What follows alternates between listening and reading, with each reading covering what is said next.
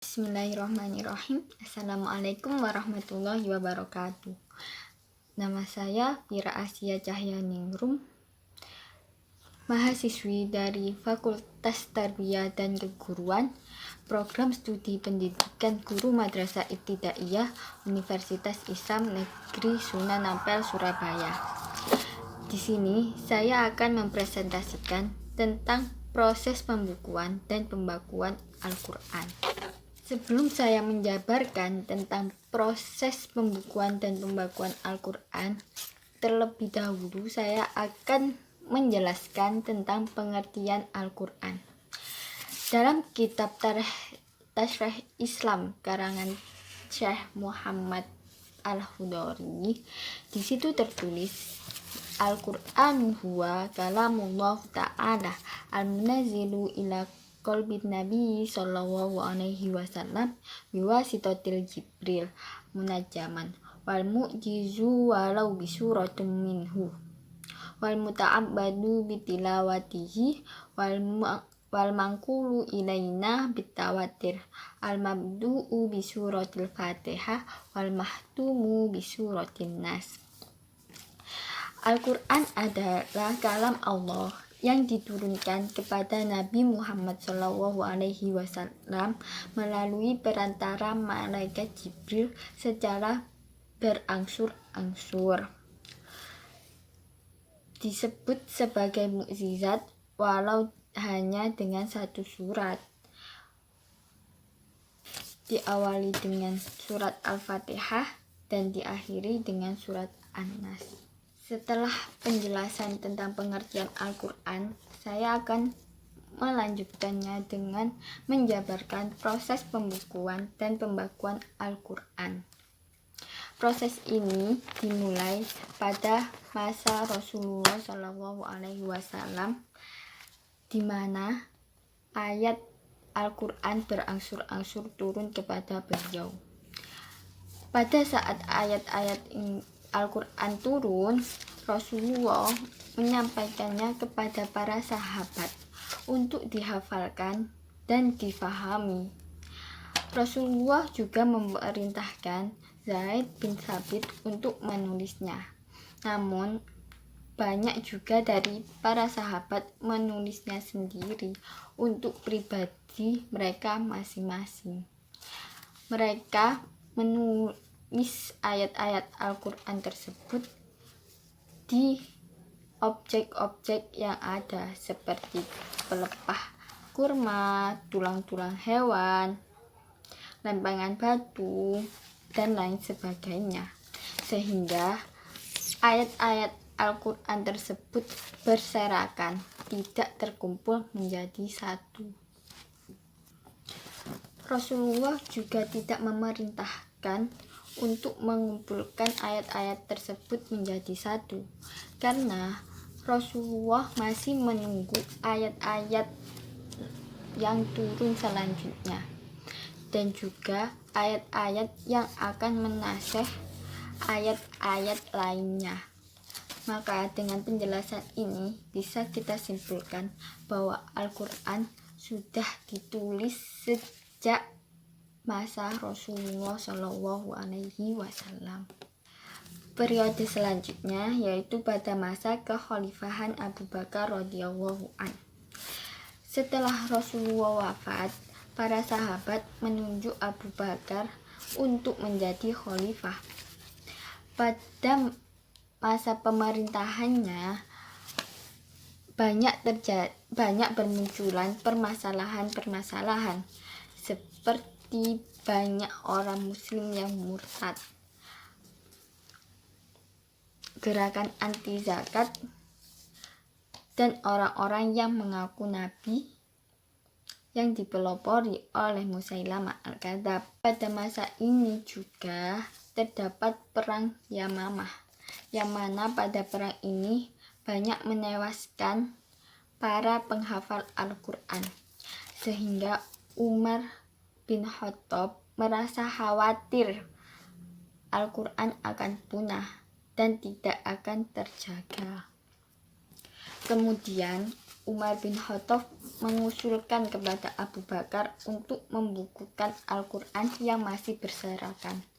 Tapi usulan tersebut ditolak oleh Abu Bakar dengan alasan pada masa Rasulullah hal tersebut tidak pernah dilakukan.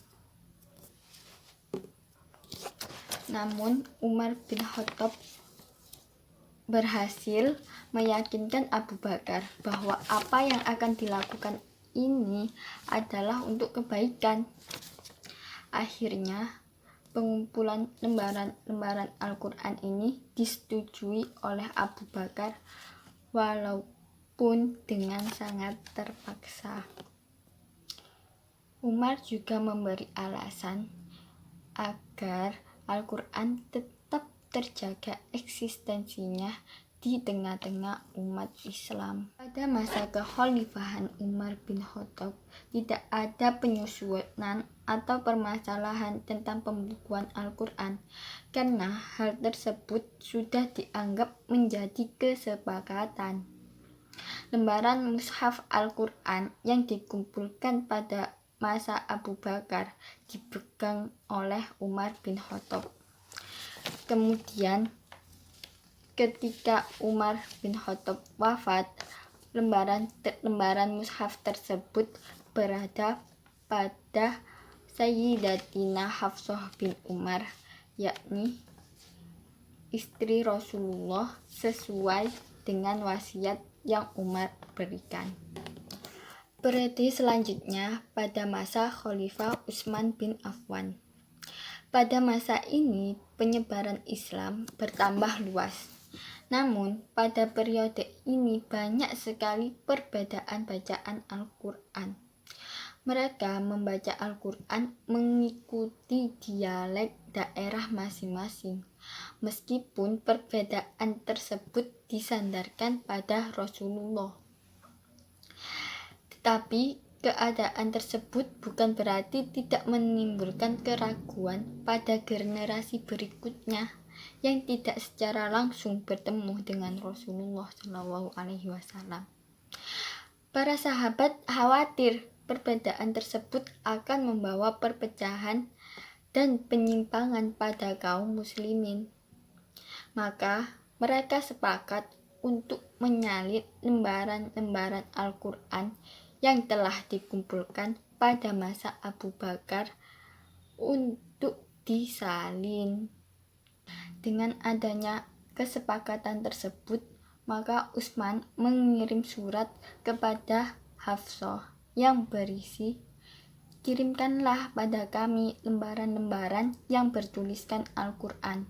Kami akan menyalinnya dalam bentuk mushaf, dan setelah selesai, kami akan mengembalikannya kembali." Lembaran-lembaran Al-Quran tersebut sampai pada Utsman. Utsman langsung memerintahkan beberapa sahabat untuk menyalinnya. Beberapa sahabat tersebut adalah Zaid bin Thabit, Abdullah bin Zubair, Sa'ad bin Al-As, dan Abdurrahman bin Haris. Mushaf tersebut disalin menjadi 5 buah. 4 buah dikirimkan ke daerah lainnya untuk disalin dan dipedomani, sedangkan 1 buah berada di Madinah untuk Utsman bin Affan. Dan mushaf tersebut yang kita kenal dengan sebutan mushaf Utsmani. Sedangkan mushaf yang asli dikembalikan lagi kepada Sayyidatina Hafsah. Dengan demikian bisa disimpulkan bahwa pengumpulan mushaf pada masa Abu Bakar dan Utsman berbeda. Pengumpulan mushaf pada masa Abu Bakar dikarenakan adanya kekhawatiran akan hilangnya Al-Quran karena banyaknya penghafal Al-Quran yang wafat pada saat perang. Sedangkan pada masa Utsman bin Affan dikarenakan banyaknya perbedaan bacaan Al-Quran yang dikhawatirkan timbul perbedaan dalam memahami Al-Quran. Periode terakhir adalah penyempurnaan tulisan dan bacaan Al-Quran. Sepeninggal Utsman bin Affan, mushaf Al-Quran belum diberi tanda baca dan tanda pemisah ayat. Tanda baca tersebut baru ada pada masa Khalifah Muawiyah bin Abi Sufyan, yakni oleh Imam Abu al-Aswad ad-Dauli. Beliau memberi harokat pada mushaf Al-Quran.